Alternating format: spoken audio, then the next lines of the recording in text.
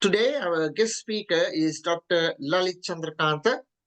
Lalith is one of my good friends, and I first met him at the medical school in Colombo. And since then, all these years, we continue to be friends. And Lalith and I know each other very, very well. And I'm very pleased that he has accepted my invitation and going to speak to all of us about the recent book written by, or said to be written by, our ex-president Gotabaya Rajapaksa. And I have to say that I haven't read the book either. I'm expecting Lalit to give us a summary and then a critique, and then we'll start our questions. So, Lalit, the stage is yours, and then let's proceed from there. Okay. So, this is, well, we have all heard about this book. Just by way of a simple introduction, just to say that, about the rise and fall of Gotabaya Rajapaksa. And he was the dream. And you have to accept that whatever your opinion is, that he won even under proportional representation system, he won they won a two-third majority. And he got this famous or infamous, whichever the way you call it, about 6.9 million votes. So for all practical purposes, he was the dream of our country at the time. And then the reality dawned, and which was the problems were exacerbated by COVID. And then came the nightmare situation with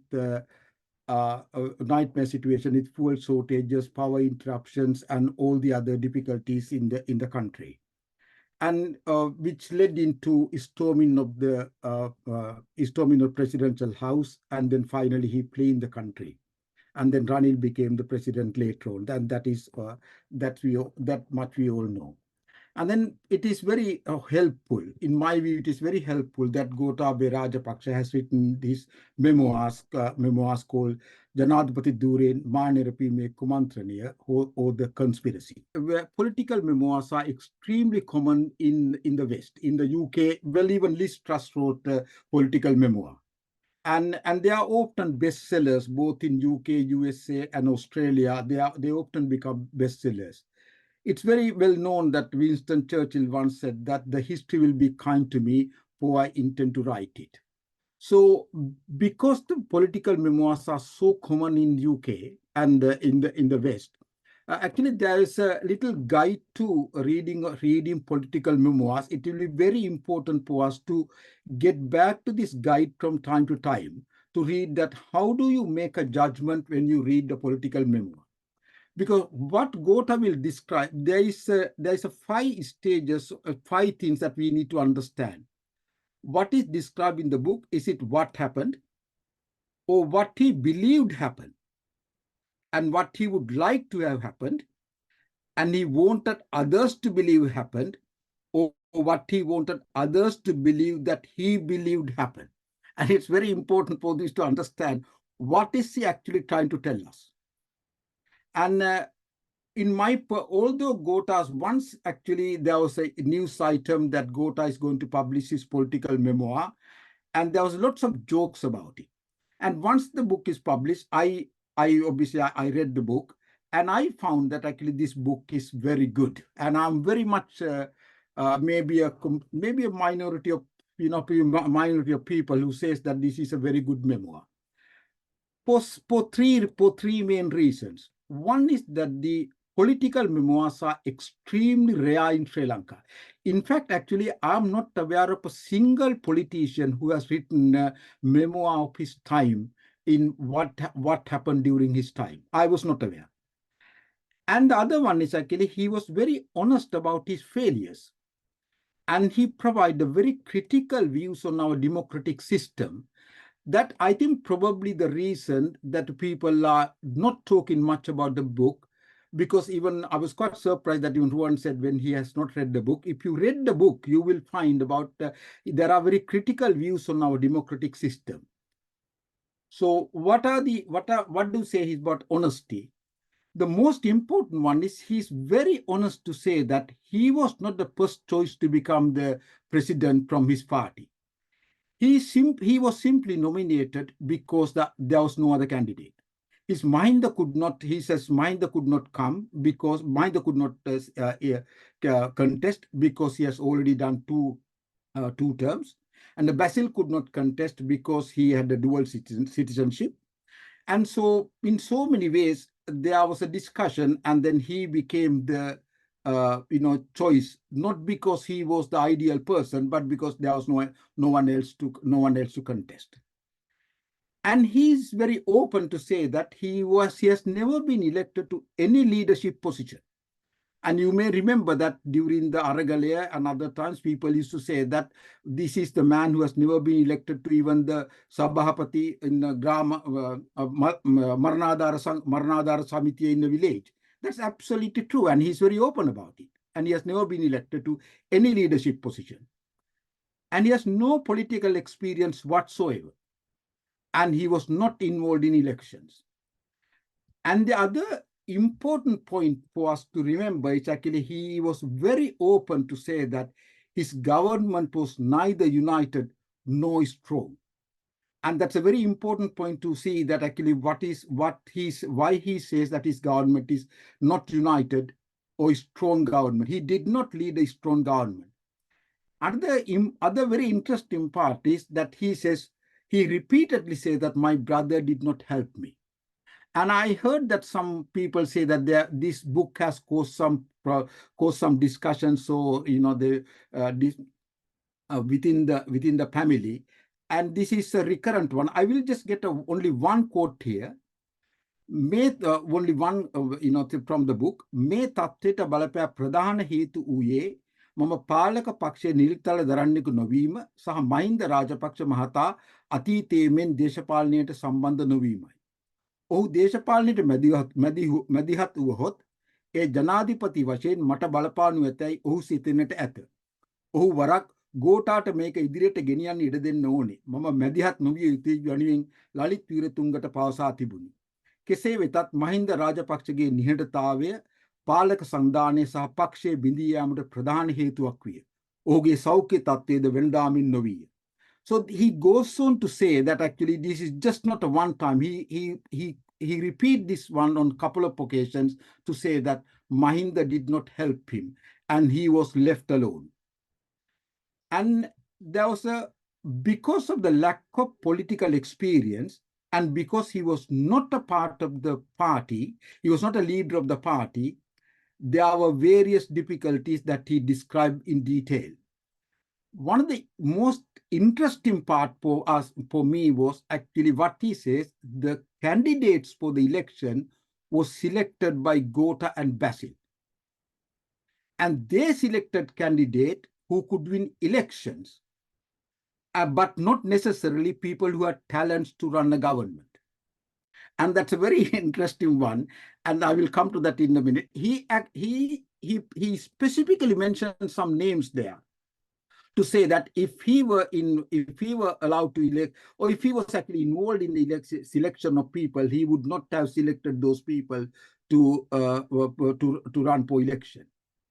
Another one is many people in the party would say that they owe it to his brother to become the monk. So many people say that I came to this position because of Mahinda.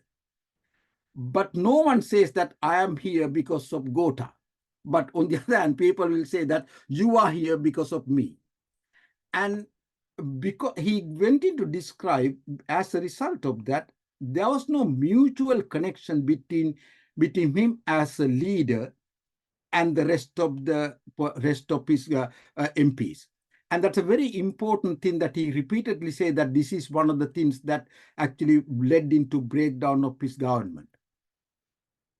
And one of the other very interesting point that he talks about our political system is how to distribute cabinet posts to 150 MPs. Because the government only need 113 MPs. And they did not expect to have a 2/3 majority.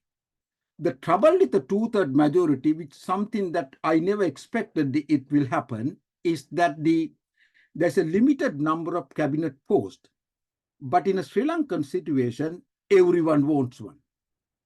Everyone wants a cabinet post. But he said, but I only have a limited number of posts that I can give it to people. But then some people have suggested, well, say that it is Sabhagandu, it is, the a coalition government. So because of that, you can increase the number of cabinet posts. He said he didn't want to do that.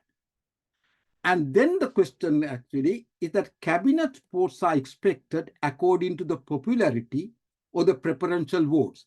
So the higher the number of preferential votes that the person received, and he was expecting to have a cabinet post. But he says the cabinet post in our system is decided by not by the people's talents, but by the number of preferential votes he gets. He specifically mentioned by name Johnston Fernando. He said he cannot deny a cabinet post to Johnston Fernando. And he said with the same with regard to his members of his family. He said he had a difficulty because he told some of family members, younger members of his family, you cannot have a cabinet post. And they said, well, I have had a highest number of preferential votes. So he tells the people, well, if you don't want these people in the cabinet, why did you appoint them? Why did you elect them? And he said the other interesting one is when people vote to have their preferred candidate, they expected that because this person is having such a huge number of preferential votes, he or she will get a cabinet post. And as a result, we will be able to get our things done through him. So the people won't be happy if their preferred candidate did not get a cabinet post. So they don't actually worry about the talents. But then everybody blames him for giving them a cabinet post. And the very interesting one is actually Gota had a public appointment committee, and this public appointment committee make various appointments. And this was the person called Dana Jasuri, who's the president council in Colombo. He published this article only few weeks ago. I found it on the internet, and he says this. I have met Gotabe only once, and that was in a Chinese restaurant in Singapore. My wife and I introduced ourselves and had a pleasant conversation until our guest arrived. After he assumed duties as president, he nominated me as the chairman of the Securities and Exchange Commission. Even though his secretary, Dr. P.B. Jasundara, notified the secretary to the treasury, Mr. Article, to issue my letter of appointment, I never received it. Instead, a person from the Attorney General's department was parachuted to that position. Parachuted to key positions such as those described above is not an isolated event. There were similar occasions when the decisions of the president were overruled or ignored with impunity. I have heard this at least from one other person who said that this has actually happened. So what happened was that because of this disconnection between Gota and the government and his brothers, in many situations, Gota was in office, but he was not in power. And that is the only place that I can the best describe is that he was in office, but he was not in power. And that is because these candidates were selected by the Gota and Basil. Probably they have promised them various other things, and which Gota did not know. And the other one is actually Gota gives a very interesting account about the level of corruption in our system. I will read it specifically what he said. දේශපාලන තරතුරු වලට පිටතින් අලුත් පත් වූ පසු ඔවුන් දේශපාලනඥයන් බවට පත් වේ. මම සැලකිලිමත් වූයේ මගේ වසර 5ක නිල් කාලය ගැන පමණි. නමුත් මෙම නවකයන්ගේ සමහරක් දිගු දේශපාලන ගමන අපේක්ෂාවෙන් සිටි අය අතර ඔහු ඉදිරි වසර ගණනාව තුළ දේශපාලනයේ රැඳී සිටීමට අවශ්‍ය දේ කරමින් සිටියේය. යමෙක් නවකයෙකු ලෙස සිස්ටම් වෙනස් කිරීමට යයි පාර්ලිමේන්තුවට පැමිණි පසු සෑම වසර 5කට වඩා පාර්ලිමේන්තු මැතිවරණයක් පැවැත්වෙන නිසා දිගටම පාර්ලිමේන්තුව තුළ රැඳී සිටීමට ක්‍රම සහ විධි සෙවීමට එම පුද්ගලයා පෙළඹේ. සිස්ටම් වෙනස් කිරීම පිළිබඳව සියලු කතා එතනින් අවසන් වේ. මිනිසුන් ඉල්ලා සිට මේ ක්‍රම වෙනස් කිරීමට සුදුසු පුද්ගලයා වූයේ මමය. නමුත් මට පවා එම කාර්යය කළ නොහැකිය. අසීරු විය. Because basically the issue with the career politicians. He brought new people to the government and they became corrupted even on his own eyes. And he says it extends to every level. And very important, the last para here, the ma ප්‍රායෝගිකව දැනගත් එක් කාරණයක් වන්නේ සැබවින්ම දේශපාලනය ගැන උනන්දුවක් නැති අය ආණ්ඩුවේ තනතුරු වෙත ආකර්ෂණය වන්නේ නැති බවයි. ආණ්ඩුවේ තනතුරු හොයන අය හැම විටම පාහි දේශපාලනයට ඉවල් වෙන අය වේ. So finally, the මේ සම්බන්ධයෙන් මා අසා ඇති විවිධ කරුණු අඩක් හෝ සත්‍යයෙන් අනාගතයේ කිසිදු ආණ්ඩුව රජයේ ප්‍රධාන තනතුරු වලට පිටස්තරයින් බඳවා ගැනීමට සිහිනෙන්වත් නුසුතුනු ඇත. කෙටි මාර්ගයකින් යම් තනතුරකට පත් වූ පසු එවැනි පුද්ගලයින් ඊළඟ මට්ටමට යාමටද කෙටි මාර්ගයක්ම සොයනු ඇත අපේක්ෂා කළ හැකිය. He went in to describe this level of corruption within the government that actually it is practically impossible to find people to run the country. And the next important point that he talks about is that we are not a mature democracy. I think it is very important to quote his own words. වසර 90කට අධි කාලයක් සර්වජන ඡන්දය භුක්ති විඳීමෙන් පසු අප පැමිණ ඇත්තේ ප්‍රතිපත්ති හෝ මූලධර්ම මත නොව විවිධ වාර්ගික ආගමික කණ්ඩායම්වල පටු ජාතිවාදී ආගම්වාදී අවශ්‍යතා සහ ගෝත්‍රික ලැබියාවන් මත ඡන්ද ප්‍රකාශ කිරීමේ රටාවන් තීන්දුව වෙන තත්ත්වයකට මම සිංහල හා බෞද්ධ ජනතාවගේ ඡන්දයෙන් බලයට පත්. He was basically the president of the Sinhalese Buddhist Petition. And he provides very important statistics for this to say that how many votes did he get from the north and east, and how many votes did he get from the south. And he said, because where our political system is such that unless you actually win the votes from the north and reasonable amount from the north and east, you cannot become the president. And this is the elephant in what he called the elephant in the room in our system. What he will actually say is that because of the political correctness, we are very reluctant to talk about this, how people are voting patterns of Sri Lankan people. But he says this is actually a very important subject to talk about, how people elect how people vote in the country. I'll come to that when I talked about whether there is what is the possibility of recurrence. And the next important one is actually what he says, that there are many things which happen in the country which were blamed on him. One was which is very, very important to me as a medical doctor, it is the cremation of COVID deaths. And Gota actually provide the facts and sequence of events regarding what happened. It's important to see that actually this was entirely a medical opinion. And Gota produced various solutions, and the doctors were against them. And for example, I would like to read this one here. සෞඛ්‍ය ශ්‍රේෂ්ඨයේ සියලු දෙනාම මියගිය COVID-19 ආසාදිතයන් මිහිදන් කිරීමට දැඩි ලෙස විරුද්ධ විය. ඔවුන්ගේ තරකය වූයේ මල්සිරු මිහිදන් කළොත් වෛරසයේ භූගත ජලයට ඇතුළු වන බවයි. COVID-19 මූත්‍රදේහය භූමදානය සඳහා කොන්ක්‍රීට් කැප්සියලයක් ලබා දෙන ලෙස මම එක් අවස්ථාවකදී යෝජනා කළෙමි. ඊටද සෞඛ්‍ය බලධාරීන් සහ විශේෂයෙන්ම ශ්‍රී ජයවර්ධනපුර විශ්වවිද්‍යාලයේ සුද්ධජීව විද්‍යාඥ ආචාර්ය මෙත්තිකා විතානගේ විරෝධය පළ කළේ කොන්ක්‍රීට් වල පවා කාන්දු විය හැකි බවත් මෙම වෛරසය වසර ගණනාවක් පොළොවේ පවතින බවත් කියමිනි. COVID-19 කාර්ය සාධක බලකාය ඉදිරිපත් වූ සහ කැබිනට් මණ්ඩලය විසින් පිළිගන්න ලැබූ එක් යෝජනා වූයේ භූමදානය සිදු සඳහා පහත් ජලයේ පටමහිත ජනශූන්‍ය ප්‍රදේශයක් තෝරාගත යුතු බවය. But I just want to show you about this concrete one. But when he came up with the idea about doing the burials in a remote part where there was no water table, even that was opposed by the doctors.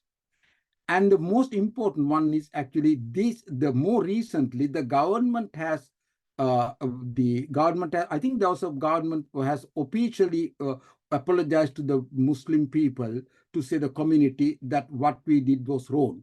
But no doctors, especially this doctor called Acharya Mettika Vitanage, has never been taken to task what she said, or there was nothing.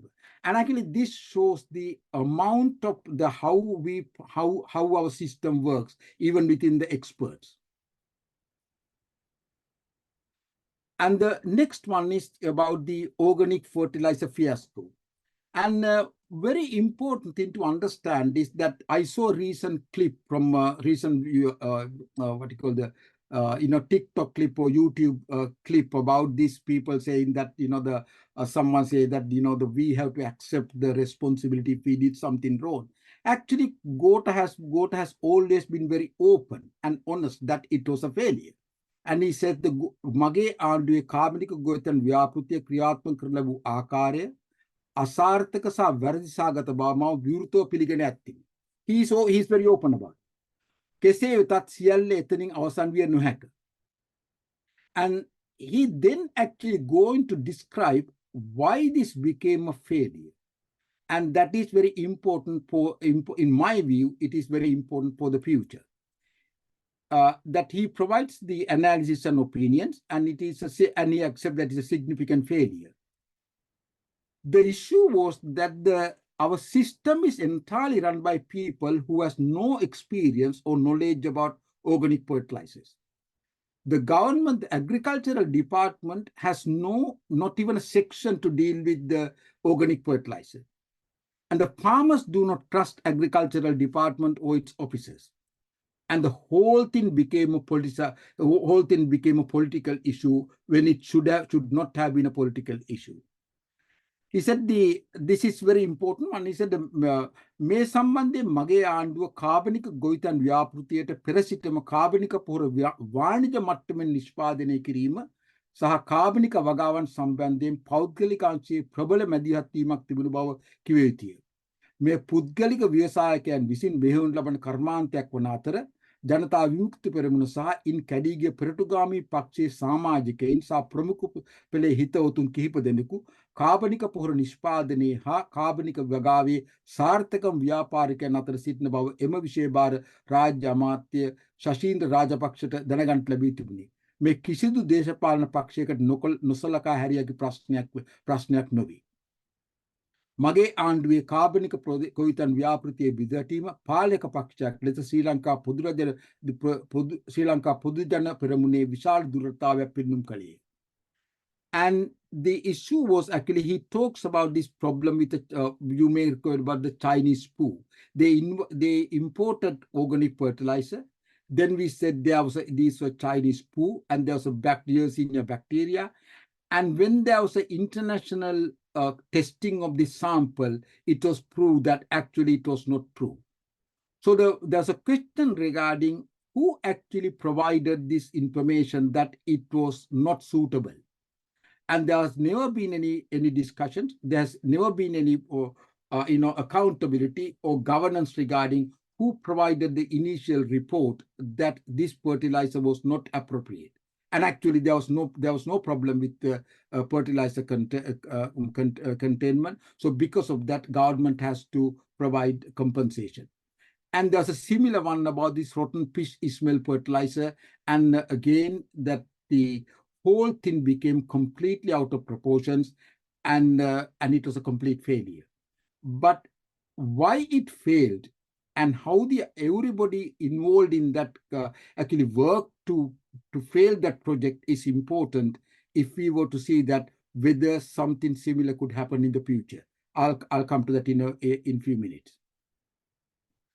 And the next one he talks about is a teachers' strike during the COVID pandemic. And the very interesting one is the issue that the teachers strike at that time goes back to 1997 Commission report. There have been 5 successive governments, but our teachers selected the COVID pandemic to strike about this. And the other important thing is actually we all agree, we all understand that children were the worst affected during the COVID lockdown. And it is not anyone, out of all the groups of people, children were the worst affected during the COVID lockdown. And our public sector decided to actually strike, affecting specifically those group of children, those group of people. And that actually shows how our public service system works. And important, actually, all leaders are important figures in trade unions, or actually it should be political parties. And while in other countries, there has been a reduction in payments, so reduction in salaries to people who were not actually going to work, Sri Lanka is the only country. The Sri Lankan Public Service is the only country who went on a strike asking for a pay increase during COVID. And the other one is actually the very one is the what he called the strange incidents during his time as a president. And I will get one by one. One is actually the gas explosions. And suddenly there was a spate of gas explosions, and these were obviously blamed on Gota, because this is that he was incompetent to do to manage the situation. And what happened is actually later they find that this happened because there was a change in the constitution of the the percentages of the gas mixture. But at the same time, there was some kind of, I will read this one. 2021 සැප්තැම්බර් මාස අගදී පාරිභෝගික කටයුතු පිළිබඳ රාජ්‍ය අමාත්‍ය ලසන්ත අලගිය වන්න මහතා Litro gas සහ ලාප්ස් gas PLC සමාගම් විසින් LP ගෑස් මිලදී ගැනීම සඳහා ඒකාබද්ධ සමාගමක් පිහිටීමට නියමිත බවත් ගෑස් සමාගම් ඒකාබද්ධ වී රජයේ මැදිහත් තිබෙන ගෑස් මිල දී ගන්නේ නම් ගෑස් මිල රුපියල් 125කින් 130කින් පමණ අඩු කිරීමට හැකි වන බවත් ප්‍රකාශ කළේය. ඒකාබද්ධ ප්‍රසම්පාදනයේ මෙම අත්දැක බැලීම ගෑස් පිපිරීමට යම් ආකාරයකින් හේතු වේද යන්න පැහැදිලි නැත. 2021 දෙසැම්බර් මාස මැද වන විට ගෑස් සමාගම් විසින් ශ්‍රී ලංකා ප්‍රමිති ආයතන ප්‍රමිතීන්ට අනුකූලව LP ගෑස් පමණක් බෙදාහරින බවටත් ගෘහස්ත ගෑස් සිලින්ඩර් වල ඇති අන්තර්ගතයේ සංස්කෘතිය දැක්වන ස්ටිකරයක් සමග බෙදාහරින බවටත් ගෑස් සමාගම් අභියාචන දැනීම සමගම ගැටලු විසඳුනි. But unfortunately, this incident was blamed on Gota, because there was the question was actually whether there's a conspiracy to sabotage the reform to the gas market. And whoever, the fact remains that the gas companies did change the did change the percentage of the gas mixture. They had, it appears that they had a very little regard to the human lives, and that's an important point that I'll come to that. I'll come to that in later. And the other one was, there was this incident of detention of the Aeroplot flight. So basically, if you remember, what happened was that was our tourism was just being, there was a revival of tourism after the COVID. And the only country, the most important country who was actually getting our tourists were coming to Sri Lanka was from Russia. And one of the Aeroplot plane was detained in Colombo Katnayake Airport because some magistrate issued that this plane cannot take off. And what happened later is that magistrate action has been reviewed, and it has been questioned by I think there has been a committee appointed to review the magistrate acted beyond the capacity. And the court officials, there was one court official who actually took the piece of paper, took the judgment, and went personally to the Katnayake Airport to stop this plane taking off. And it did have an impact on revival of tourism. And the action of the court officials were found to be wrong, and he has been fined. So what Gota described is actually true. Whether it was a conspiracy or not is a different issue. And you may remember that actually at the very beginning, there was abduction of a Swiss employee. That was one of the earliest incidents. The employee claimed that she was abducted by armed forces, and Swiss embassy supported the claim. But the employee was later convicted, but there has never been an apology from the Swiss embassy. So with Easter bombing, I would not go into talk about Easter bombing because it's a very controversial subject as well. But I will just get about a couple of quotes from the Gota's book. He said, everybody get blamed for what happened when they are in power, but I get blamed for what happened when I was not in power. And the other one is, he said the cardinal and the other people says that they are all looking for a Mahamulakarya, who was behind these actions. And they said these suicide bombers were too young to act on their own. He said the suicide bombers were too young to act on their own without the support and overall leader. But no one raised such a question regarding Vijay Veera's age or Prabhakaran's age, that they are too young to try to topple a government. And next important point that I would like to talk about is these a couple of points about it, the storming of presidential house. The important point is actually that this is the most important one. I'll read it because it's a very important point. සන්නිධානාත්මක ප්‍රචණ්ඩකාරීන් පිරිසකට කිසිදු බාධාවකින් තොරව කොළඹට පැමිණ ජනාධිපති මන්දිරය, ජනාධිපති ලේකම් කාර්යාලය, අගමැති කාර්යාලය සහ අගමැති නිල නිවස අත්පත් කර ගැනීමටත් බලයේ සිටින අගමැතිවරයාගේ පෞද්ගලික නිවස ගිනිපත් කිරීමටත් හැකි වේ නම් එතන බරපතල නීති හා සාමය බිඳවැටීමක් සිදු වී ඇති බව පැහැදිලිය. ආරක්ෂක සහ බුද්ධ්‍යංශ කටයුතු සම්බන්ධ අවබෝධයක් සහිත මානි පුද්ගලයෙකු ජනාධිපති ධූරයේ සිටියේදී මේ රටේ දක්ෂතම වෘත්තීය හමුදා නිලධාරීන් ආරක්ෂක අමාංශ මෙහෙයවද්දීත් එවැනි දෙයක් සිදු වූයේ කෙසේද යන්න මගෙන් නිතර අසන ලද ප්‍රශ්නයකි. The important one is ඒ ප්‍රශ්නයට පහසු පිළිතුරක් නොමැත. So this raised the question actually, who was in charge at the time? So why were the army, was it just an intelligence failure? As Gota says, even if it was an intelligence failure, for example, there were he said, for example, in Anuradhapur area, there were barriers everywhere. So it is very easy for the police or the army to prevent people from coming to Colombo. But this actually provides the answer to this one. නීතියා සාමය සම්පූර්ණයෙන් බිඳවැටී තිබෙදී මම Tangalle ජ්‍යෙෂ්ඨ police අධිකාරීවරයාට දුරකථන ඇමතුමක් ලබා දී ඔහුට police නිලධාරීන් විශාල සංඛ්‍යාවක් සිටියේදී සිදුවන දේ නැවැත්වීමට නොහැකි වූයේ මන්දයි මට පැහැදිලි කරන ලෙස කීවෙමි.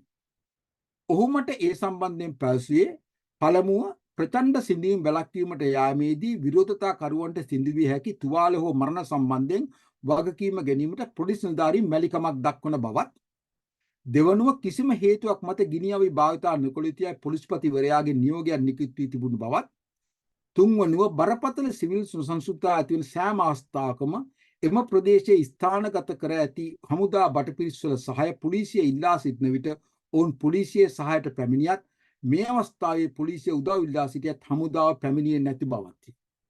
And people who participated in the Aragale says that there were incidents that actually the army joined the people and they refused to fire at people.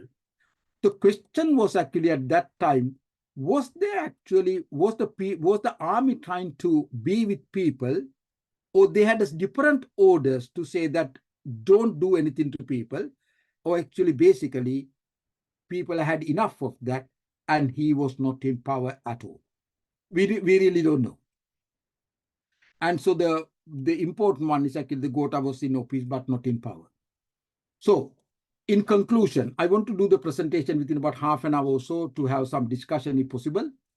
In conclusion, when you read the memoirs, I go back to what I said at the beginning. We have to understand what happened, or is this what happened, or what he believed happened, or what he would like to have happen, or what he wanted others to believe happened, or what he wanted others to believe that he believed happened. So basically, Gota is trying to tell us that what happened was actually because there was a conspiracy.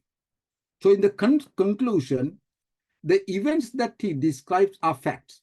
They did happen. You can't say that they did not happen. Everything from the abduction of Swiss embassy employee, for the gas explosion, COVID-1, and everything happened.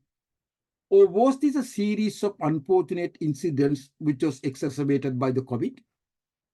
Or was there actually a conspiracy, or the Gota is basically a paranoid fantasist? Or the other possibility is actually he was simply incompetent to deal with the deep-seated issues and challenges in our society.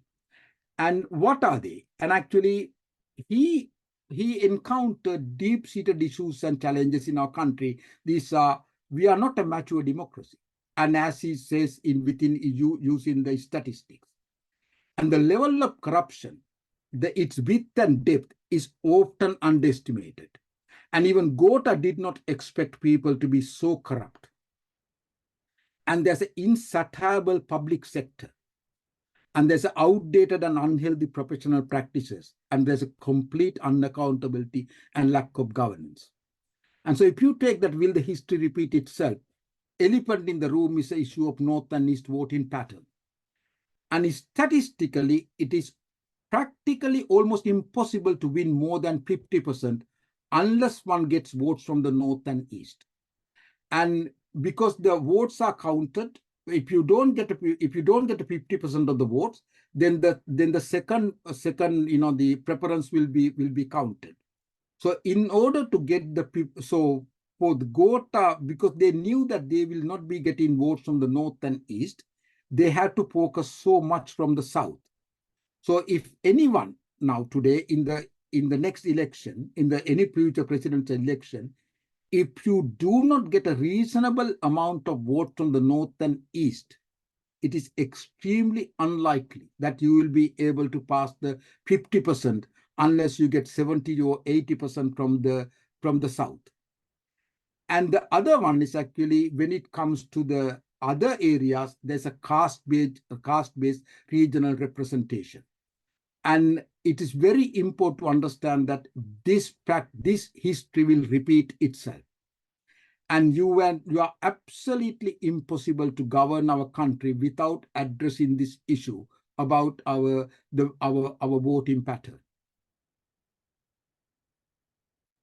And the next one is public. Will the history repeat itself? About our public services? And every successive government has dealt with public strike. For example, JR, most of us who are here in our age, we will remember 1980 July strike. So JR managed strikes in a totally different way, and he was actually he managed the strikes in a very different way to what Mahinda did. Mahinda basically bought them. It's as simple as that. He was actually very open. Everybody knew that people do not strike against Mahinda because he has bought the political parties. The trade unions. So, but in the future, any future government, you cannot improve the country without significant reforms to the public services. And you cannot reform the public services unless you know how to deal with the public service strikes. And the other one is actually about the change in the practice, change in the organic fertilizer. As a medical doctor, these two prescriptions, you will understand, these as a medical doctors will understand of this. I actually got these prescriptions from one of the discussions on the doctors forum in Sri Lanka. So even these doctors were talking about this. One of the doctors here has prescribed 10 drugs for a shoulder pain, and it's by a neurosurgeon. And the other one, actually, I have taken out the name, and from one of the general practitioners has prescribed, I think, about another 7 or 8 drugs for viral fever. And they were having a discussion regarding whether this habit can be changed. And this will be like organic fertilizer. Because this is, number one, it is very harmful to patients. And this is actually economically the amount of money that we give for the foreign exchange to import these drugs, and the people's amount of money people give to get these completely unnecessary drugs. And do you think any government will be able to change these habits? I doubt very much. And so the next one is, so because of that, there is a lack of professional accountability and the poor implementation of regulatory framework. No one was responsible. I don't think actually they have paid compensation to people who were, they're harmed by these gas explosions. And there's a question about how to select professionals for public position. And the width and depth of corruption is often underestimated. So because of that, my personal view is actually the Gota encountered the deep-seated problems in our country. And he was, one could say, he was incompetent to deal with it. But the important thing is actually these problems are where every successive government will face these problems. And the issues has not gone away. So basically, we keep dreaming of a better future. My view is actually it's just a dream. Thank you. Thank you very much, Lalith. That was wonderful. Let me just put on the gallery view first. Right. Uh, Very intriguing talk, right? I think knowing you, I know that you were not a fan of Gotha from the start. So I was thinking your talk is going to be anti-Gotha rhetoric, but no, I think you stick to the book, which I haven't read, but I intend to read it someday. It's a very interesting talk. I really enjoyed the view you presented from his book. Now, this is a time when anybody can start to present their questions, ask their questions. Are there any volunteers? So we got Sati. Sati Arinagam is going first. Go on, Sati. Show your face. Good. Thank you. Thank you very much, Lalith. Excellent talk, a good analysis. But I have some comments to make with regards to your findings. I'm not saying your findings were wrong. I think you have, to some extent, in my view, interpreted what Gotha said in his book. And in my opinion, Gotha's account was a self-confession. And the confession to the extent that he's admitting that he was incapable of governing the country, particularly with regards to holding a post as high as that of a president. And I think it makes a wider admission. And you yourself have said that over the last 70 years, incompetent people have ruled us. But one issue I would raise is that Gotha is doing what an average person writing a biography or his own story would do, and that is to blame others, which is the standard practice. And in my view, that is what he's doing. So to that extent, I think what he did was not necessarily defensible. If I interpreted your stance as a defense of Gotha's actions, the fundamental issue was if he was incapable of governing, I don't think you need experience. I think you need a bit of wisdom. But if the situation was such that he felt that he was incapable, he should have taken up the job. But I suppose he could argue that he was pushed into it, which was the case anyway, as we knew. But with regards to the conspiracy, he must have been part of the conspiracy because he was a dual citizen until he became the president. Even after becoming the president to this date, we don't know for sure whether he was a Sri Lankan national, exclusively Sri Lankan national, but that's another matter. So my basic gist on this matter is that he is trying to blame others and not take responsibility. And also, when it comes to talking about corruption, wasn't he corrupt? I raised that question and I just shut up now. Thank you. I think I just want to, it's important, thank you, Sati, is actually the important one is actually, that's why I said at the beginning that this is a political memoir. And he wanted us to believe what he believed has happened. And I'm not trying to say that actually what he believed that there was a conspiracy. I didn't say that there was a conspiracy, but I'm trying to say it's actually those incidents or events that he described did happen. And it may very well be that he's completely incompetent to run these things. And I didn't say for a minute that actually I believe that there was a conspiracy. But you have to understand that that's why I said these are series of events, and you can make up your own judgment. And as a person who is doing a critique of the book, I was not actually making an opinion regarding that this was in fact a conspiracy. But what I said was actually this book should be commended for several reasons. Number one, he has written a memoir, and I think that is very important. He has written a memoir. And the second one is actually he has provided some insight into how the governments work in our country.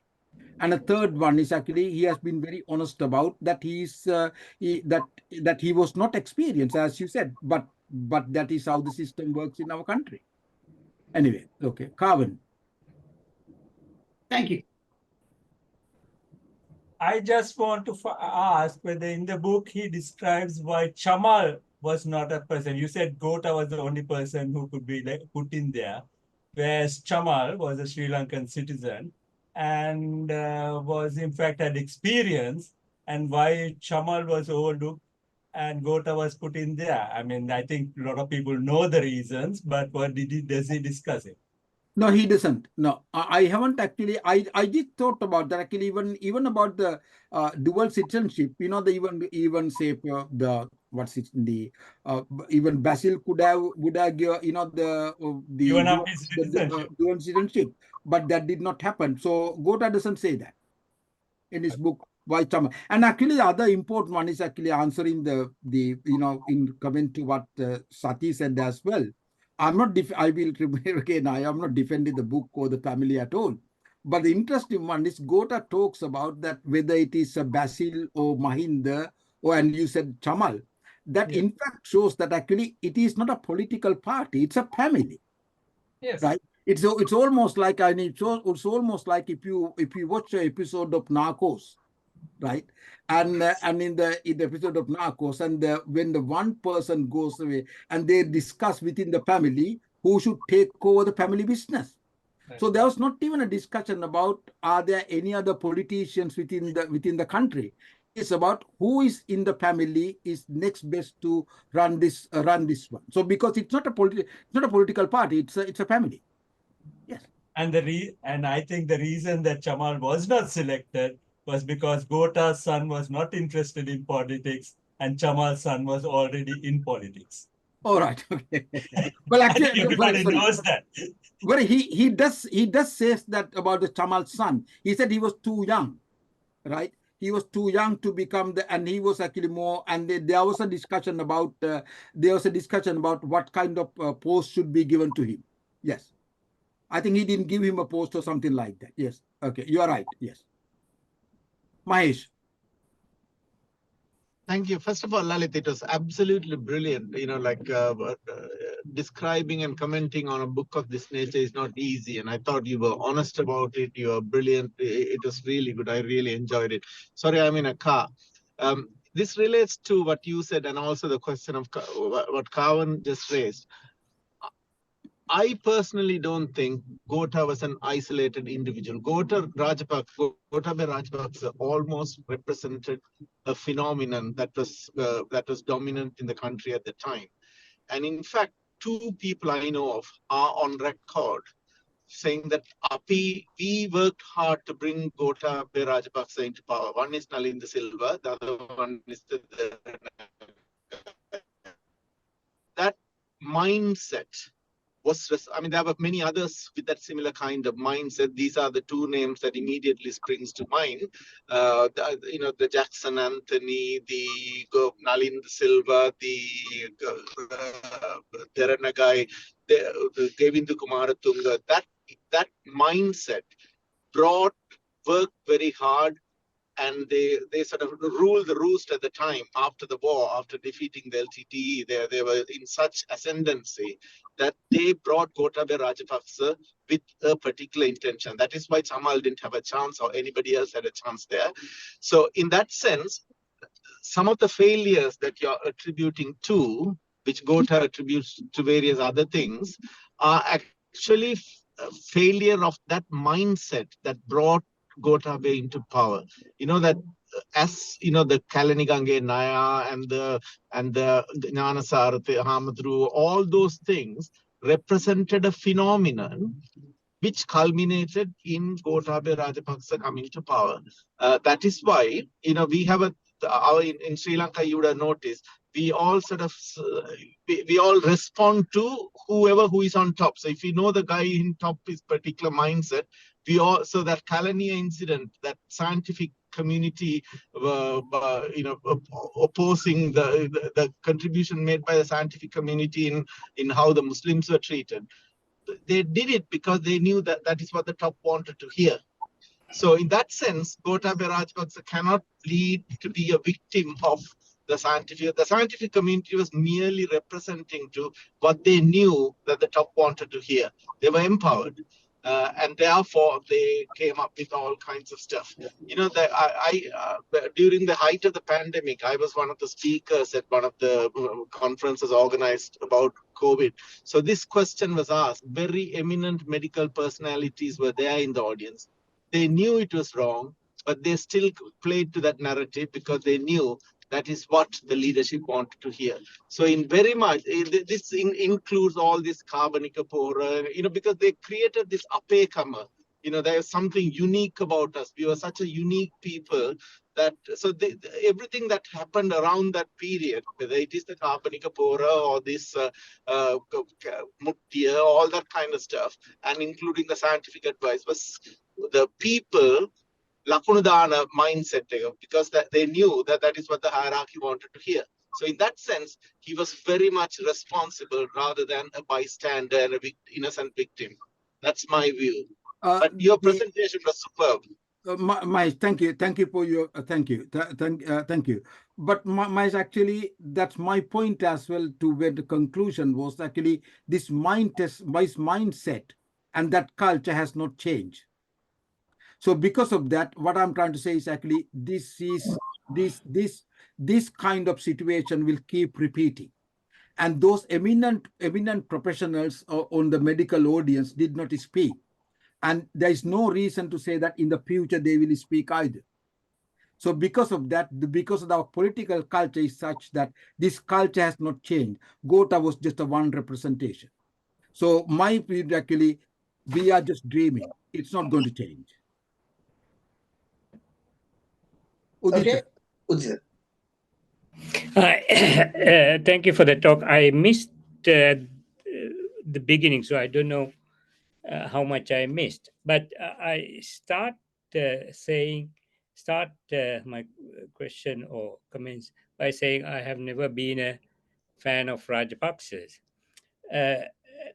But if I am right, you did say that he was pushed to be the presidential candidate. I firmly do not think, these are my personal views, so I firmly do not think that is right. I feel that he had all the intentions of becoming the president for his own sake.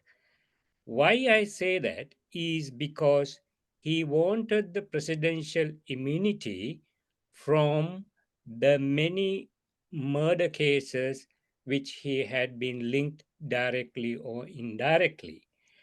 Why do I say that? Because when they had the 52-day government, when Sirisena dismissed Ranil Wickremesinghe, the first thing, even before the Prime Minister was appointed, Gotabaya dismissed Shani Abeysekara. Right? Now, why should he do that if he doesn't have anything to do with any of this? Why should he do that? The second thing is, when he became president, the first thing he did was to dismiss Shani Abeysekara and Nalin Silva again. Actually, he demoted, dismissed, and also he disbanded the Easter Massacre Inquiry Police team completely. Why did he do that?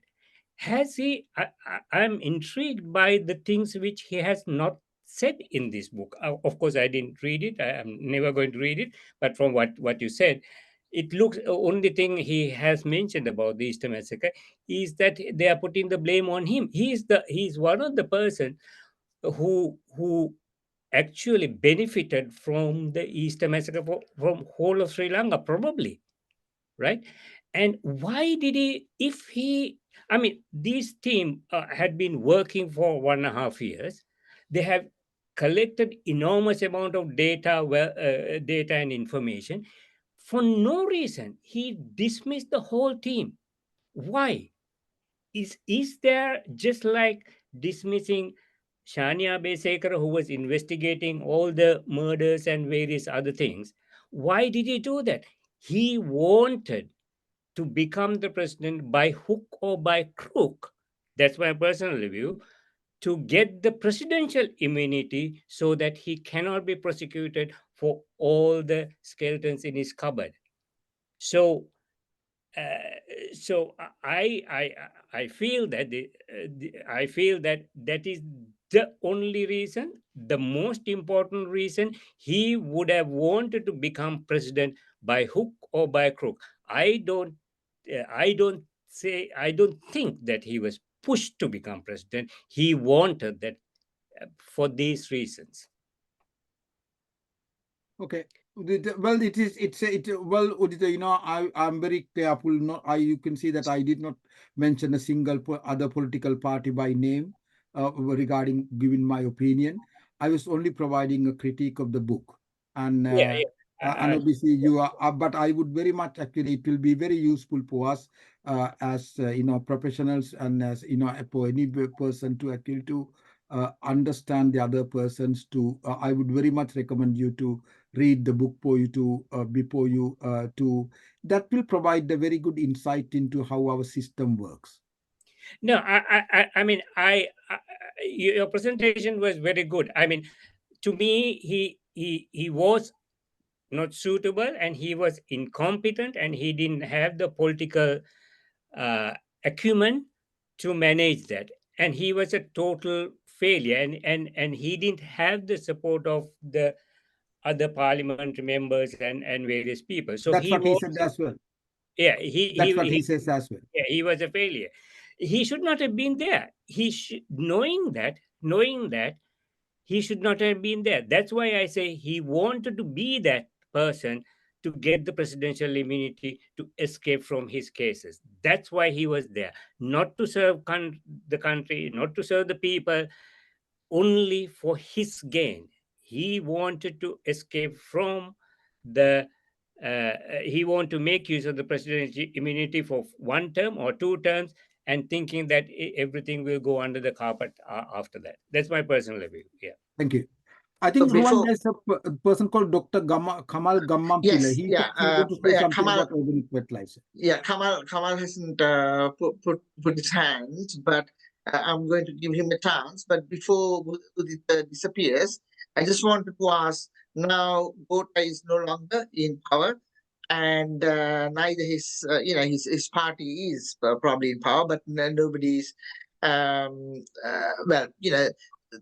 you can get them to courts. If you say, as if there are evidence, as much as you say that they are against him, where are this evidence, and why you or anybody else taking him to courts?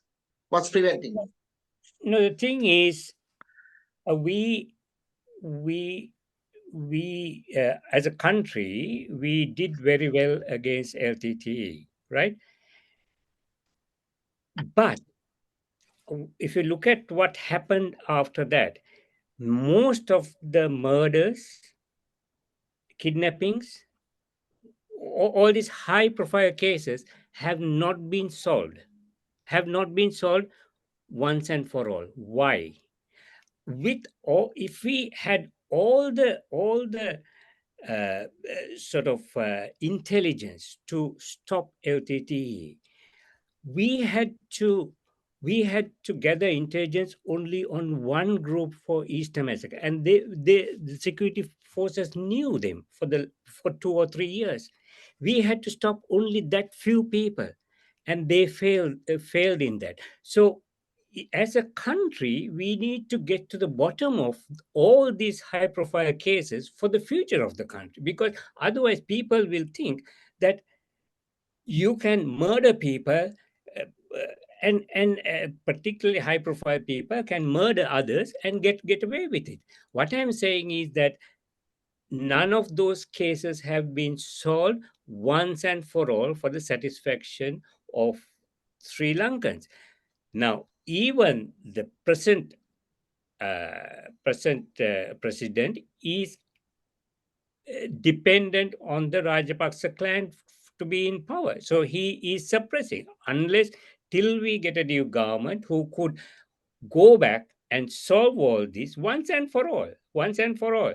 It is very important as a country to solve all this, including the Easter massacre, so that we will know that we can solve these problems. If we were able to defeat LTT with all the intelligence, why couldn't the intelligence services, having known all the intelligence, the people behind the Easter massacre, why couldn't they stop it?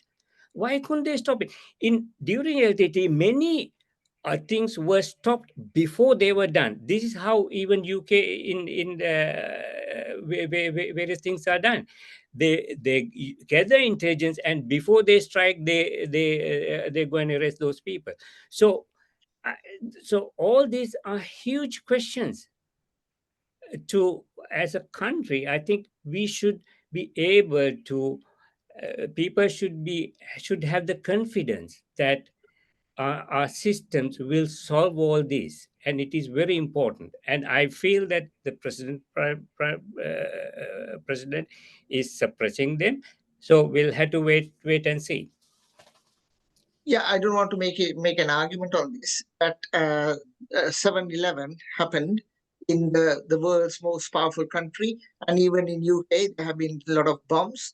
So nobody accused the government of hiding anything just because they happened. Yeah, so sorry. All I wanted to add, one thing we have to be careful about what we discuss here. This is, some of these issues are under various stages of judicial review, so we should be extremely careful of what we say and all that.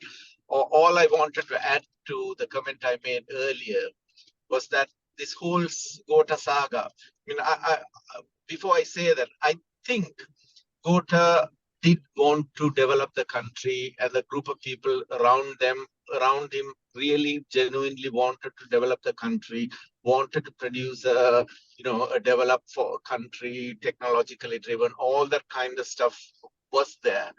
But I'm convinced that they saw the plurality of Sri Lanka as a problem towards that end. So because of the victory they had with the LTTE, they wanted to create, they almost rejected the concept of multiculturalism because of what is happening in the US, what is happening in the other parts of the world. They actually saw that multiculturalism is failing. And therefore, in Sri Lanka also, we have to sort of move away from this concept of multiculturalism and form a Sinhala Buddhist-based culture. And that was what Jatika Chintana was all about. So I think that is one thing. The other thing that this whole saga made me believe is that I became a great believer of this Buddhist concept of Chaitanya. You might have 2/3 majority, you might have the greatest military behind you, you might have absolute power, but if your Chaitanya is not right, you fail. I mean, that I might sound fatalistic, but that's the lesson I have learned from that. I think, Mahesh, I will make some comments regarding what you said about the multiculturalism. Let's say Dr. Kamal Gammapila. I think he's now unmuted. Yes. Can I speak there? Yes, you can. Right. I want to say a few words about organic fertilizer. Before that, I'm not an MBBS, but I'm a biomedical scientist. And the reason for organic fertilizer was never explained by anyone in Sri Lanka. But Gotabaya knew what it meant because I had communicated with all the presidential candidates before the elections and after the elections when he was in office too. And it was a nearly 60-page document explaining why we had to not go organic, but we had to stop exposing ourselves to agricultural toxicants such as arsenic, cadmium, lead. For those, we got all the data necessary.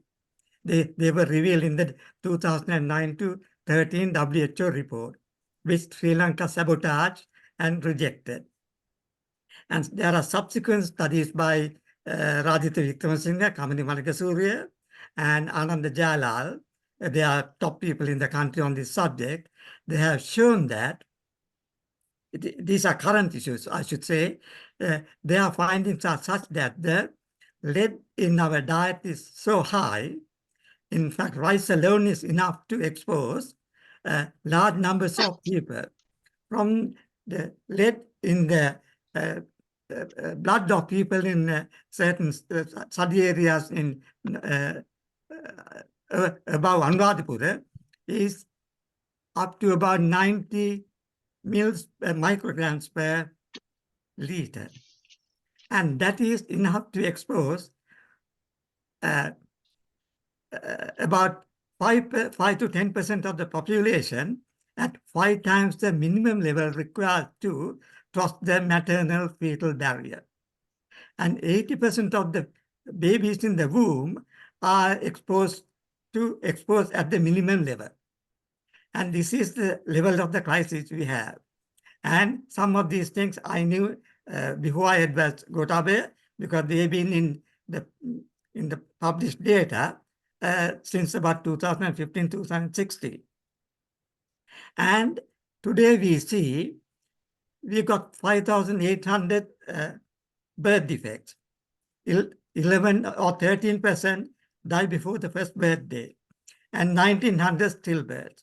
If you take it country-wise, even country-wise, it's a big number. But these things are mainly in the dry zone, right farmer communities. The numbers would be much higher. So this is the situation, and Gotabaya understood some of these things. I know that because he sent my reports to people in England for verification or guidance. And what he did not do was to explain that situation clearly, and also the way he went about implementing the policy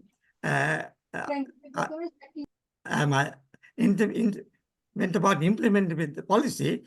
That's not the way I would have done it, because it's no point stopping now. The issue is in the dry zone because of the extra dose of toxicants we get in the hill country water for rice cultivation. We got this problem in Kundasale. Yes, I think that is actually very interesting, Kamal. Kamal, but I think Ruwan said he's probably going to invite you to invite to a meeting to discuss about this in the summer. In the autumn. Is that correct, Ruwan? Yes, yeah. I think we will give you a chance to address the SLLS audience on this. But what is the point you want to make at this stage, Kamal? All right, okay. What Gota, people are blaming Gota for organic farming, etc. And what I'm trying to say is, had he explained the reason, many people would not blame him. And also in the country, hardly anyone knows why we want organic farming as much as it is in the Western countries. I think the Kamal, I think it will be very useful for you to read that Gota's at least about that few pages of what he has said. He actually says that was one of the major failures, that they were unable to explain the importance of organic farming to the public. Yes. And he actually says the reason for that is because of the couple of reasons. One is the problems with the agricultural department and the people's lack of the understanding of the situations, and other political and financial interest of various parties. And that is why I said it will be very interesting, the similar issue, if we were as a doctors to stop prescribing unnecessary drugs to people. And I don't think that whatever we do, we will be able to do that. Well, it shouldn't stop us from trying. Sorry? It should not stop us from trying. No, that is true. But what I'm trying to say is actually these are deep-seated issues in our country. Absolutely, absolutely. But we are being driven to extinction now. Yes. And in answer to, I think Mahesh, Nirmal, and what we were talking about this multiculturalism, the interesting what Gota says on the what I understand is actually what he is clumsily trying to say is that because of this voting, the way our voting pattern works, every party has to work according to the to walk this tightrope of actually making that. And you can see that actually you can see that more recent ones about the the arrest of that girl called Tanusha, what's the name, that, but because she makes some jokes about Siddhartha Kumaria, and that other other priest, about one, because they need to almost throw some meats at this crowd, right? Because without throwing those meats at those crowds, you can't do anything. So it's actually in the sense that this is a problem in our country, is that our voting pattern is, so for example, it's not just not a political, for example, I will give you this way to understand this. That people from the south did not participate very much in Aragalaya, right? Aragalaya was not very much popular in the south, because many people in the south still believe that they got rid of one of our person, because that is the only time that we had a president in our country, the southern, and the people from the western province got together and removed him, right? So that our caste system, the regional system, that is ingrained in our society. Absolutely. And it is this people don't want to talk about it openly. And I think, as Gota says, we need to talk about it openly and say that actually this is not acceptable. But I don't think actually Gota believe that. But it's still this issue need to be addressed openly without actually hiding to say that we don't want to talk about it. Thank you. Any questions? Any other things? Probably none. Okay. Okay, I thought Udit has raised his hand, but it's gone down now. So Sati and Mahesh. So starting with Sati. Thank you very much, Ruwan, and also thank you to Lalith for the excellent presentation. But I think you have answered the question that you yourself raised, in that can we reform ourselves? And I think your final answer was no, we can't. But not many Sri Lankans, whether they are in Sri Lanka or abroad, they don't necessarily accept. They always come to the defense of one party or the other, suggesting that it's all hunky-dory. So that is part of our problem. Even in this forum, I wonder how many of the members participating in this forum are in agreement with you that it will only be a dream. Thank you. But my situation is actually exactly that, in the sense that we need to address this issue head on. And to all these issues that we have said is actually, I haven't seen a single solution to any of those deep-seated issues that we talked about. And so because of that, but it is always good to dream, and it is a dream. Mahesh.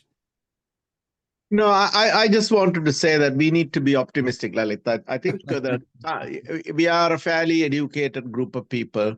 The fact that these discussions are taking place now, I think if you went to Sri Lanka, and I go to Jaffna quite a lot, I go to every part of Sri Lanka quite a lot.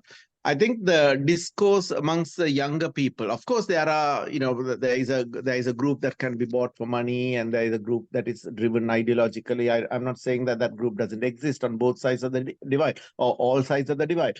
But in general, the younger group are seeing things differently. I ran a workshop in Bandaravela and in Gurutalava about professional development, multi-ethnicity, multilingualism, that kind of stuff. And the response I get from these were A-level boys, average Sinhalese or Tamil boys and girls. The way they look at the problem is very different to the way in many ways, our generation, you and me included, we are a burden when it comes to the problems Sri Lanka faces. So I'm of course optimistic because I think the youth will look at it differently. And I think we need to be optimistic on that front. Gota, whatever said, and on some aspects, I respected the guy, but I think he was a victim of, because of the factors that you mentioned, that you can't get the 50% majority without the North and East contributing to that. And he knew that he was not going to get a vote there. So then he had to go overdrive, or the people behind him had to go overdrive on the South. So, sending port to every house and mobilizing the monks and all that kind of stuff. And then the anti-Islamic rhetoric was part of that. We have taught a lesson to the Tamils, the chance to get rid of the Muslim dominance kind of mindset. And then once you unleash those demons, it is almost impossible to curtail them. And professional groups played into that rhetoric. So my feeling towards Gota is mixed. I don't hate the guy. I think there was something good about the guy. I think he wanted to do good. But he became a victim of circumstances, and I think he also contributed to that dominant the philosophy of Nalin and Dernagai and all that kind of stuff. So he was an easy prey for them to nurture and put forward as a candidate, and then he became a victim of those circumstances, I think. So looking back, I do feel some aspects I respect the guy. Others, I think he was sort of partly, what shall I say? He reaped what he sowed. Thank you. That's actually very good, Mahesh. To for all of us to live with hope, and that's very good. Because I don't go to Sri Lanka very often, and I have very limited the exposure to what's happening in Sri Lanka. So that is very good to hear that actually we can all live with hope. Yes, that's good. Yes. Okay, if not, I will ask a question from Lalith. Lalith, I can remember when this new constitution was introduced by JR, he actually made a comment.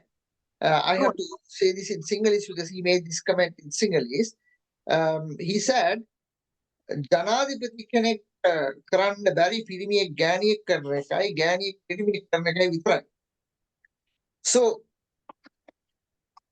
from the book, do you still believe that is the case, or have you changed your mind? There are lots of things in Sri Lanka, even the president is incapable of changing or doing.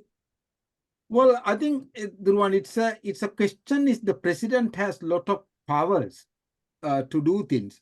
But even the Mahinda said actually on a couple of occasions, for at least on one or two things, that he said that although people think that I have lots of power, I don't have the powers to do this and that, because that is the JR just said that, right?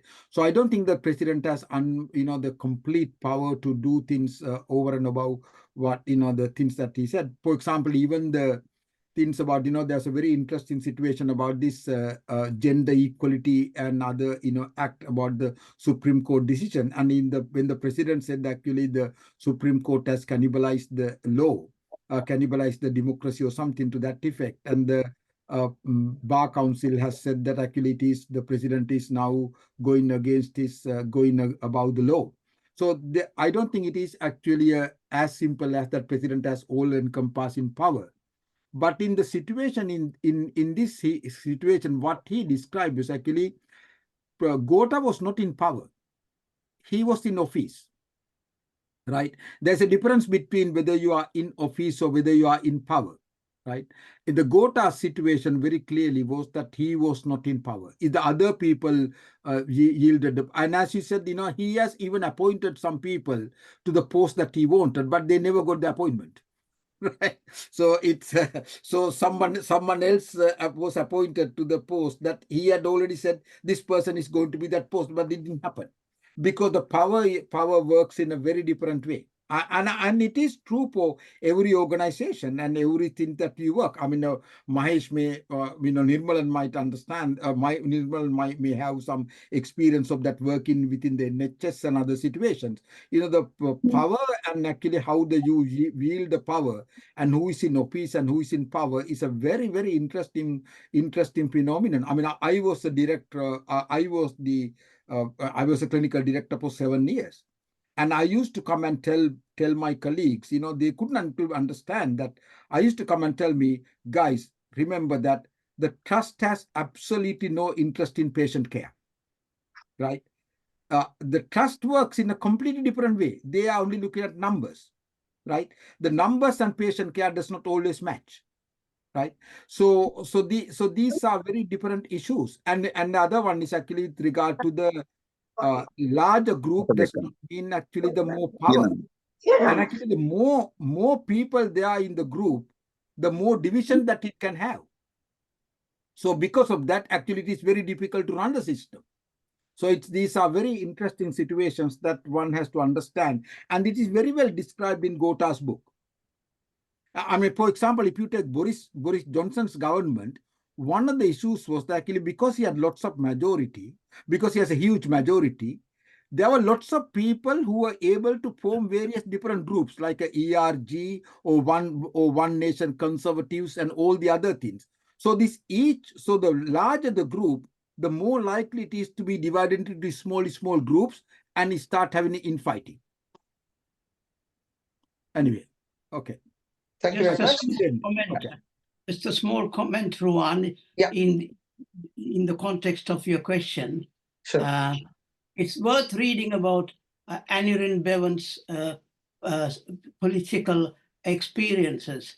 Apparently, he was asked by his electorate I'm talking about Anirin Bevan, who founded the NHS. He represented mostly the coal miners from, I think, South Wales.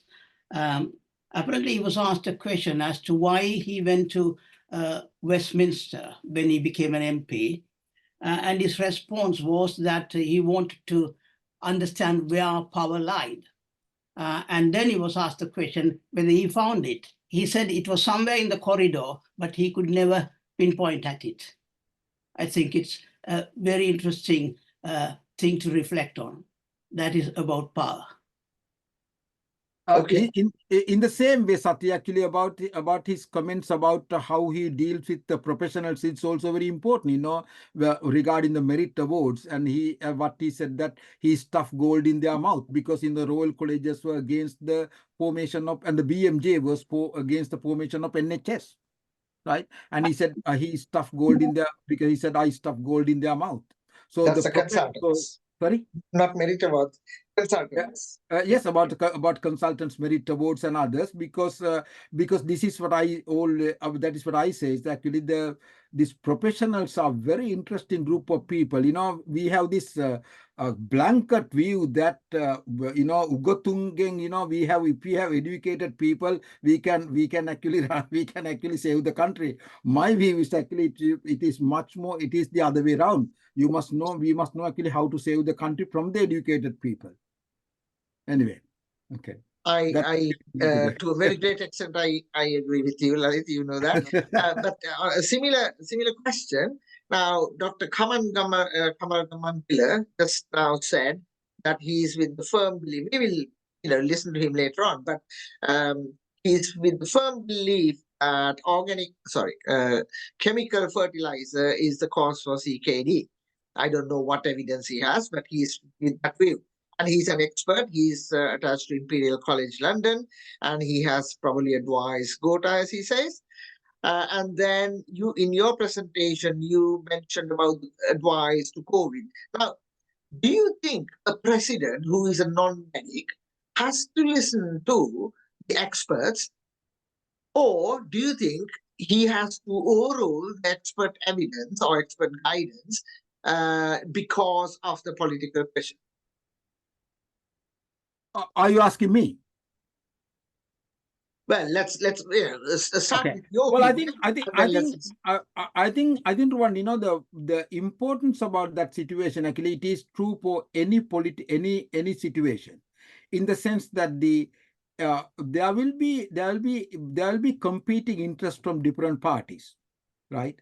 And it is actually, as a leader, you need to find a balancing act regarding what is the best way to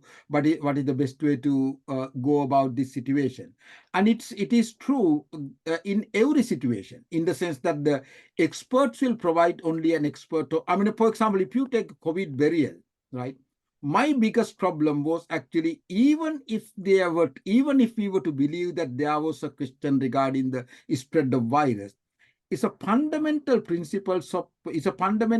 aspects of civilization to treat the dead with respect. It's a part of a civilization. And actually, by trying to go against the people's religious beliefs of how to treat their dead is a very important balancing act. If I were a president at that time, I would have, even if I were advised against this one, I will actually tell the medical professional to say that I understand what you say, that it is important that to not to bury these bodies, but at the same time you have to understand that there is an important problem of actually treating these people with respect, and because it's part of the civilization, and come up with other solutions. So that's what Gota said he did. So in the same way, actually, it is important to have this discussion regarding what are the various competing interests, and then to come up with a solution. And I had to do that day to day as a clinical director for very simple things. You know, the nurses will say one thing, and the doctors will say something, and the trust will say completely different thing, and the camps will say totally different things. And sometimes you have to find a appropriate balance. Let's give a chance to Mahesh. Ruwan, I think I think this might be a general human phenomenon, but it's very marked in Sri Lanka. That is this business of lakunu daaganneka. So we all want to put lakunu. There is no equal and English translation for that. And so therefore, what we as professionals say as advice is very much dependent on what we think the man or woman on top wants to hear. So if we think that the man on top wants to hear a truly impartial view, and it is only if I give that I get the lakunu, then I will say that, the right thing.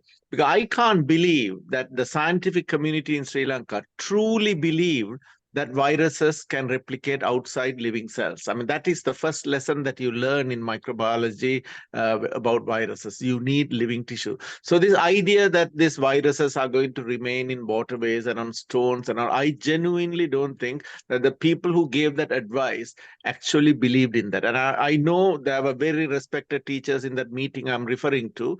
They would jolly well have known that that is not true. But nevertheless, either they remain quiet, or they fed into this apekama business because they thought that is where the lakunu remains. And that is where Gota, because he created that culture that people below believed that the apex wanted to hear a particular message, and they just fed into that. I think that is what happened. And in that sense, Gota was guilty of creating that environment and not giving people that I'm a fair leader.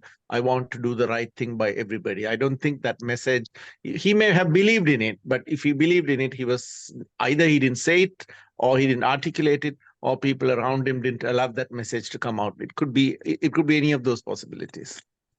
But at the same time, Mahesh, you know that he has had no experience of leadership either. Yeah.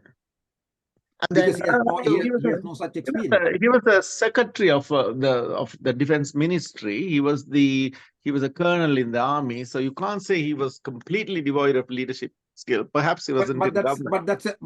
But that's a different kinds of leadership, isn't it? And the other issue is, do you then disbelieve what he says publicly in his book, that he had even offered to give use a concrete bunker to bury the bodies, and that was overruled by the so-called medical experts? So do you deny that? Do you No, think well, it's it is in the book. Yeah. And you know and it's those public people, public and if knowledge?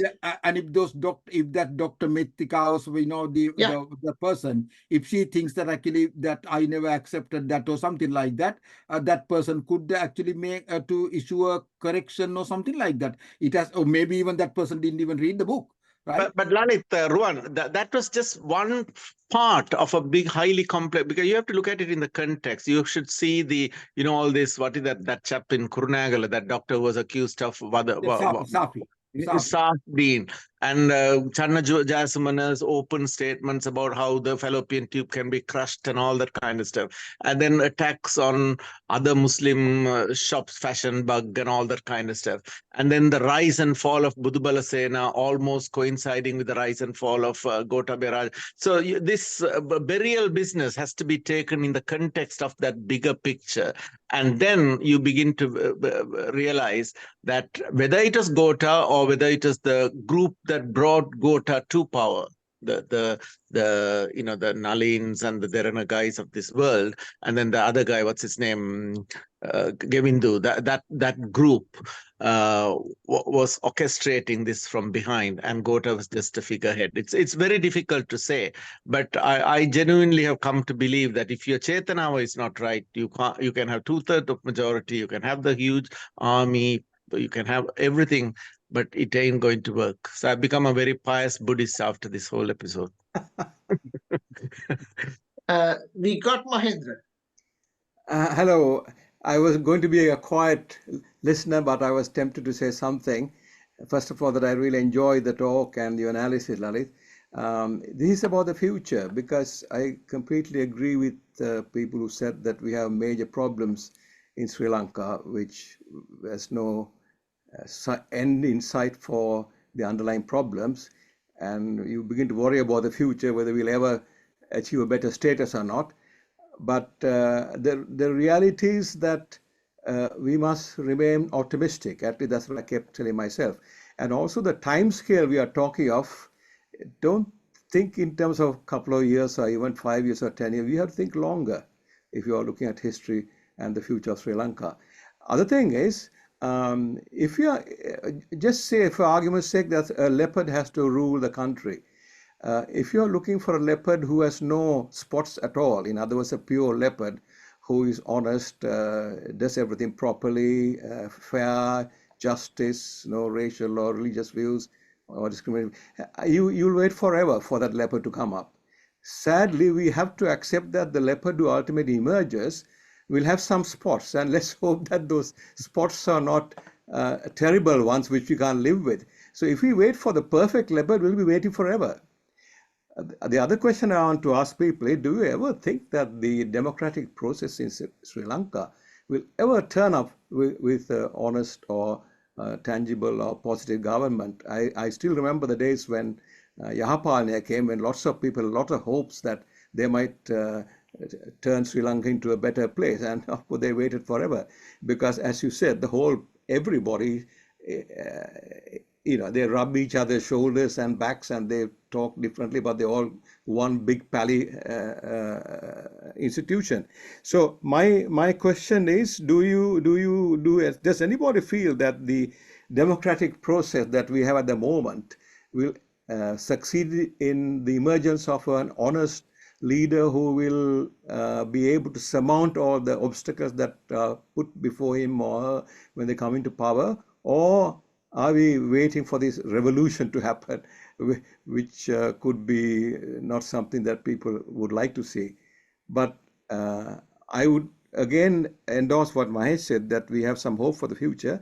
But when I say I'm optimistic, I'm trying to be optimistic, because I think that's the understanding.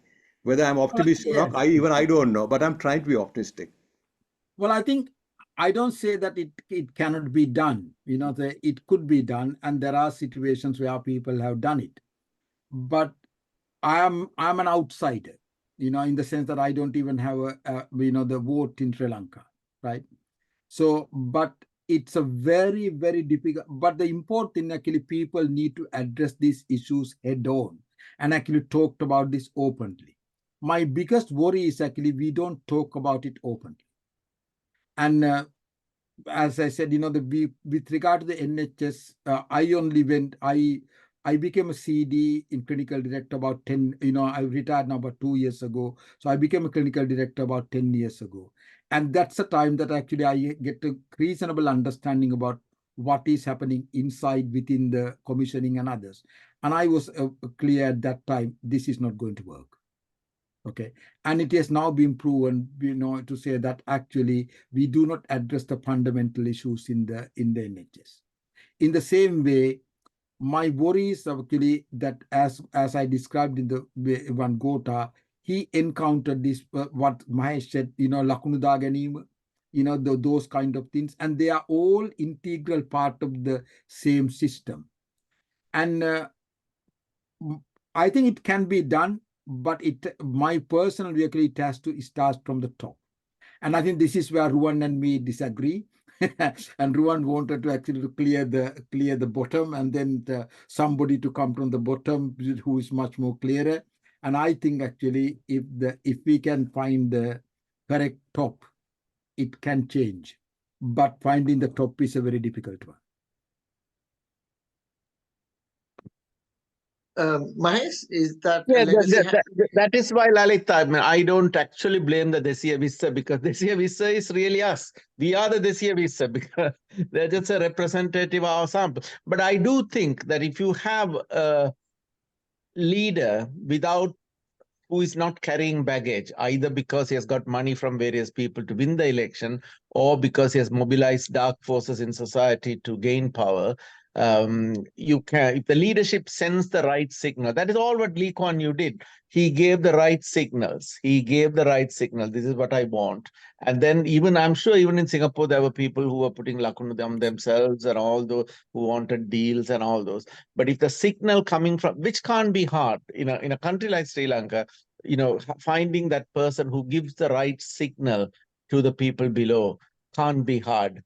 And I'm personally, of course, optimistic that we will come out of this. We will, even within the Buddhist clergy now, there is a recognition. Perhaps we got it wrong on the ethnic issue. Perhaps we should have been a bit more even-handed. Perhaps we should have learned the other man's language when we went to the north and east to build Buddhist temples. So I think that recognition is beginning to come. And as Mahendra says, we are looking at it in a fairly short time scale. And human history or countries' histories evolve over much longer periods. And we should, I'm of course very convinced that the problem, one of the solutions for the problem of Sri Lanka is language. I have had no problems in Sri Lanka because I'm fluently trilingual. And if a significant proportion of the population acquire that, the problems will just vanish. I agree, Mahesh. Actually, I think if we were to, as Gota also says, that we need to address this problem of this elephant in the room, that about the Northeast divide and how it is divided in the country, and because of that, we cannot actually progress.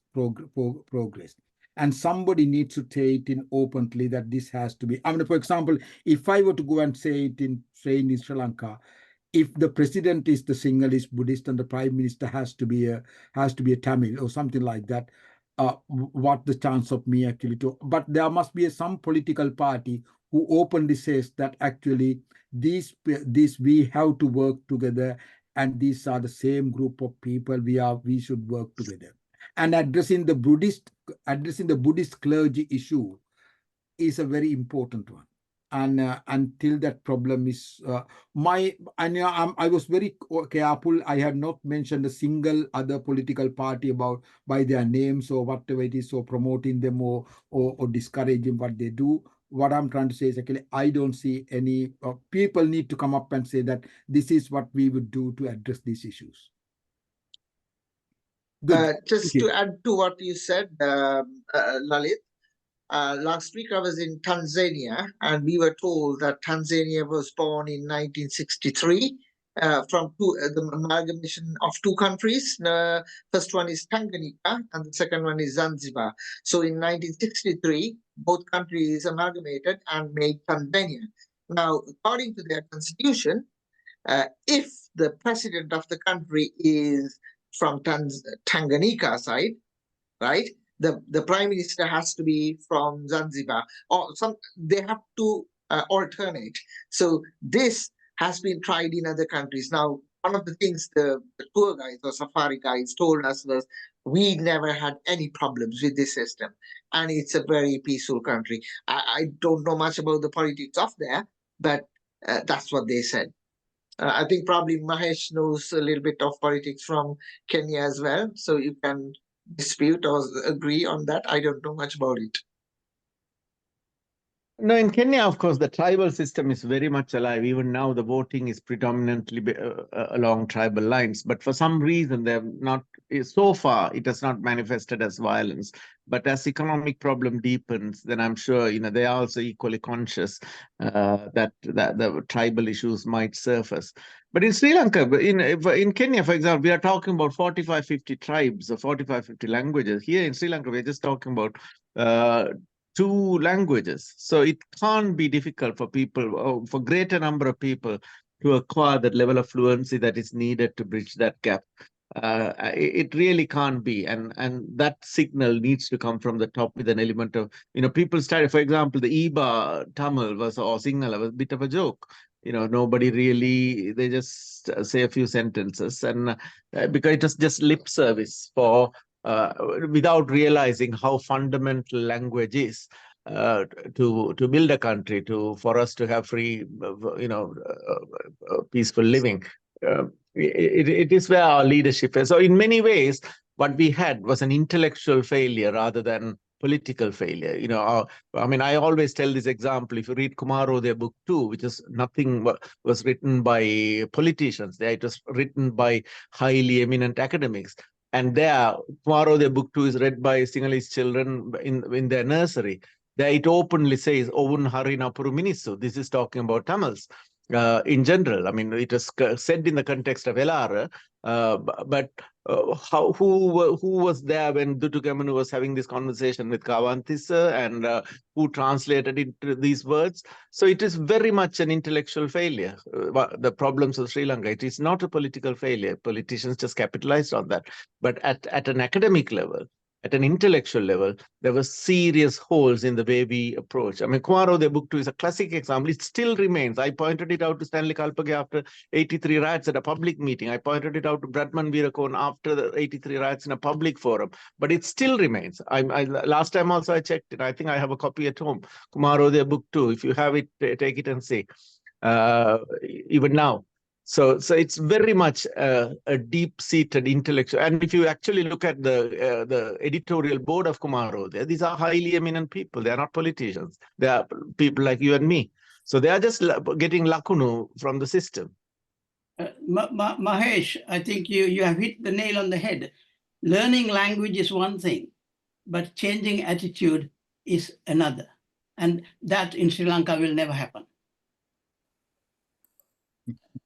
I'm more optimistic than you are as old as you are getting to. Okay. I don't know. I can. My personal experience is at the school which I studied. We studied English all together, in the sense Sinhalese medium, Tamil medium, English medium, all were in the same class for the English periods.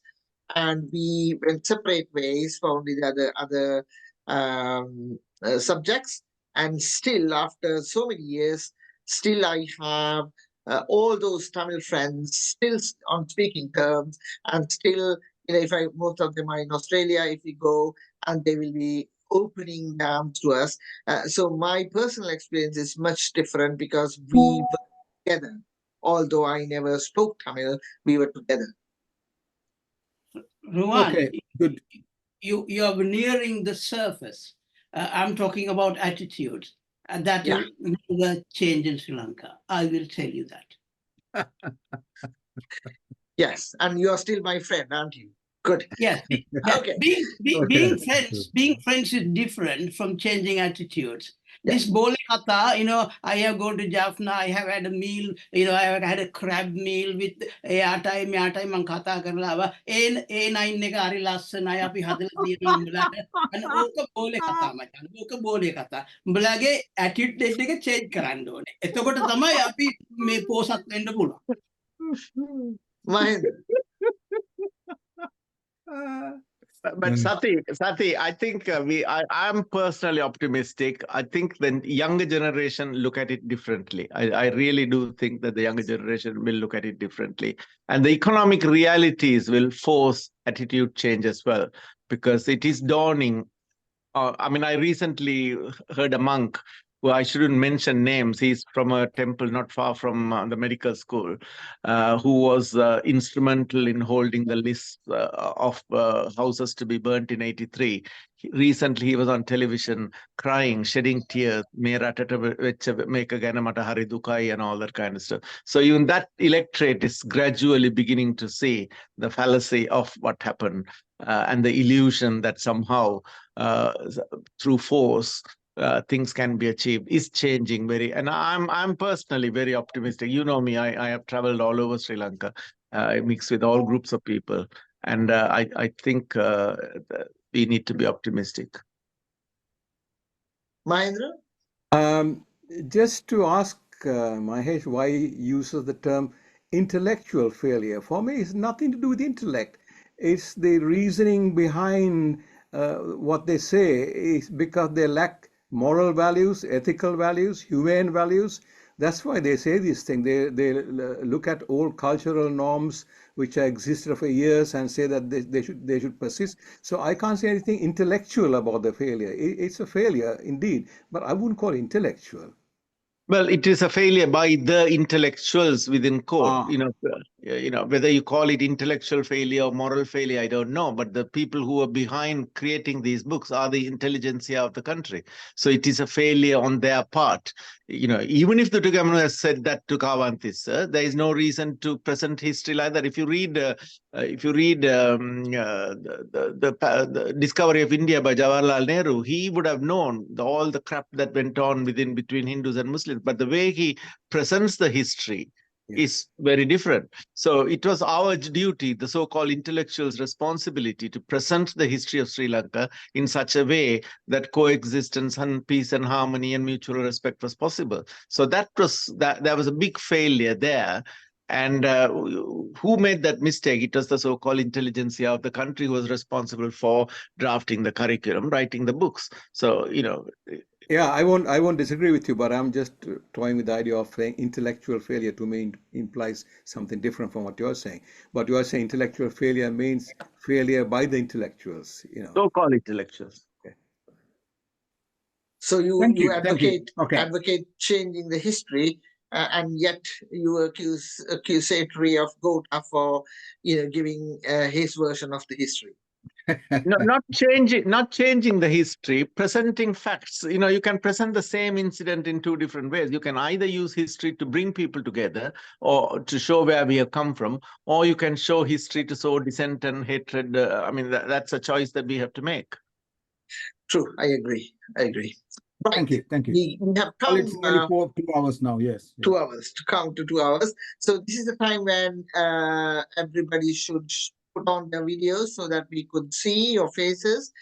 And this is the time I had to thank Lalith. Lalith, it was, despite your misgivings, despite your belief that nobody will attend, you have seen that we had about 29 people attending, and most of them were asking questions as well. And I really enjoyed the talk today, and I intend to read the book as well. Now you have inspired me to do that.